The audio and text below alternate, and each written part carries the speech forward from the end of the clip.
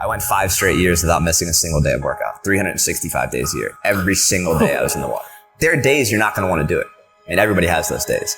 But it's what you do on those days that help you move forward. Winning is in all of us.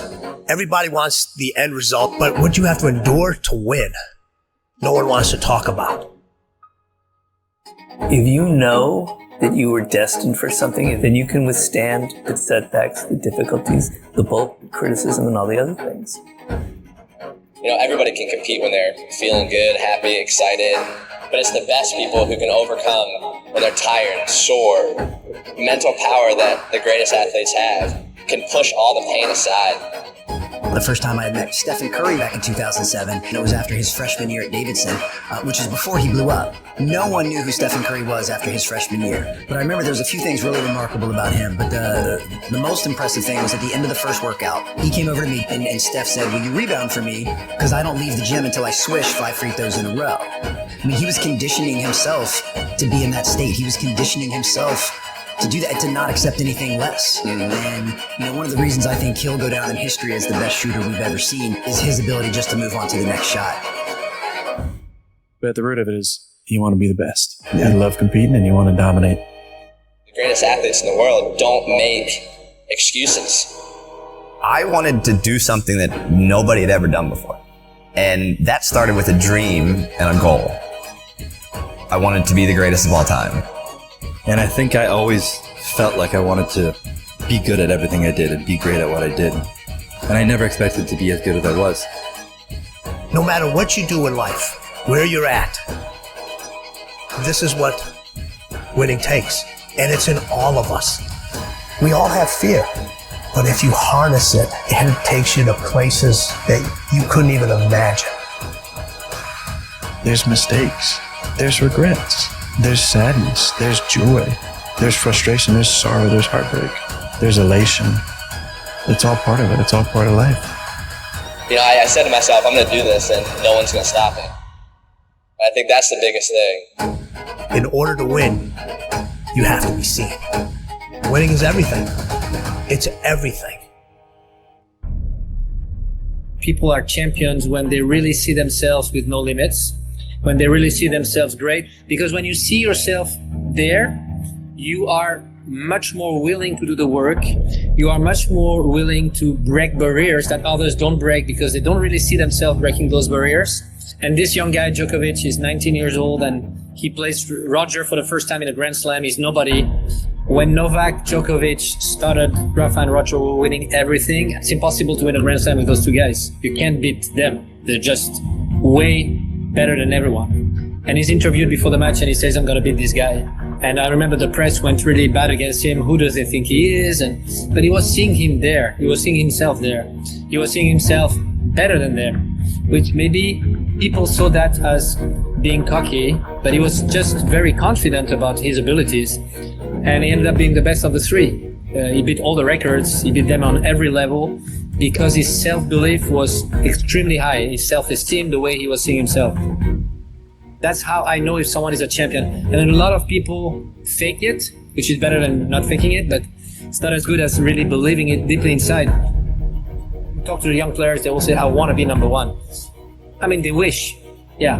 The ones who really want to, you know, because they're not only saying it, but they're putting on the work. And this is a big difference because when you really believe you can get there, it's much easier. It's never easy to work hard, but in a way, you are willing to do everything to get there.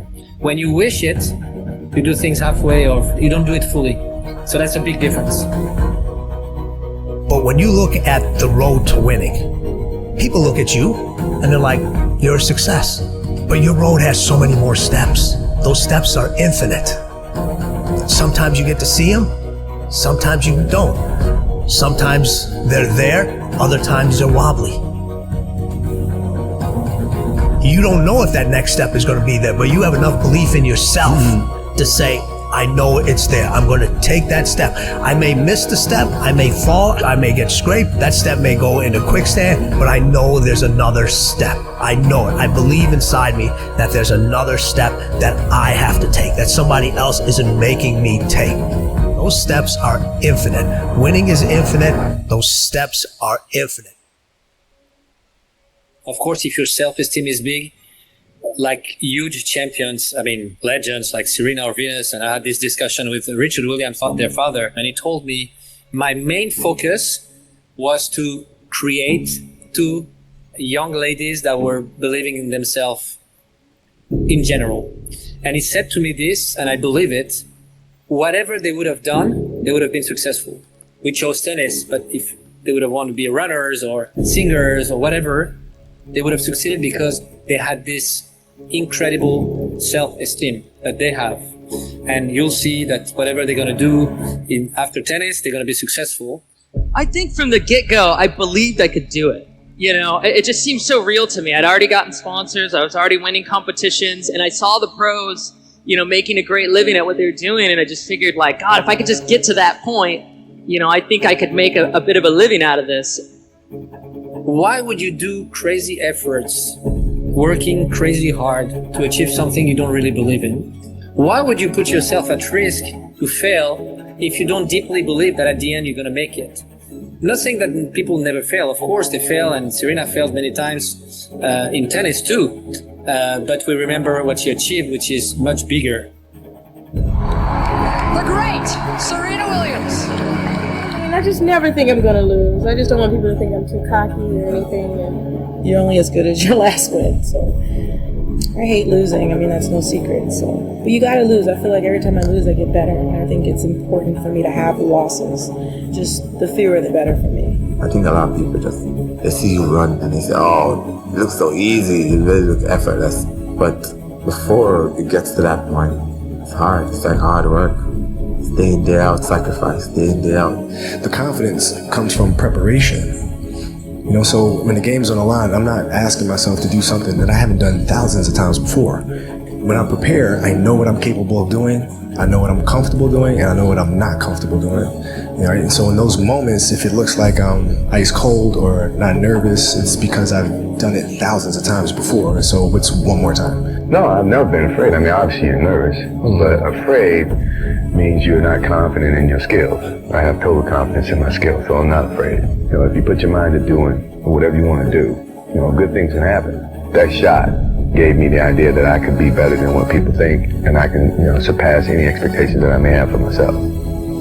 The start is just every day do something you didn't do the day before. If you just pay attention to the details, you pay attention to the details, those distinctions are easy to see. Everybody talks about working hard, showing up early, showing up late, doing all. Everybody can do that. Everybody can do that. It's the mannerisms of the way they carry themselves. It's the way they compete. It's the way they listen. It's the way they absorb information, how coachable they are. The one thing all my athletes in business, in sports, the best of the best are so coachable. They listen. They listen. They absorb the information. They pay attention. They're there. Of course you want to win, but winning is not a goal. Winning is a result. The goal is, what do I focus on? I focus only on things that I can control. Winning, you cannot control everything, but there are a lot of things you can control. A lot of things happen. A lot of emotions come in. A lot of thoughts come in. You have to take them away, and the only way to take them away is to talk to yourself in a way that makes you better. But you also have to make efforts every day, and you do, to have those small victories and build yourself as a person that is able to achieve his dreams. By no means have I never made a mistake. I've made lots of mistakes, both in and out of the pool. And, you know, I've been able to learn from every one of those mistakes. And I've been able to, you know, help people not make the same mistakes that I've made. So keep going. You're doing the right thing.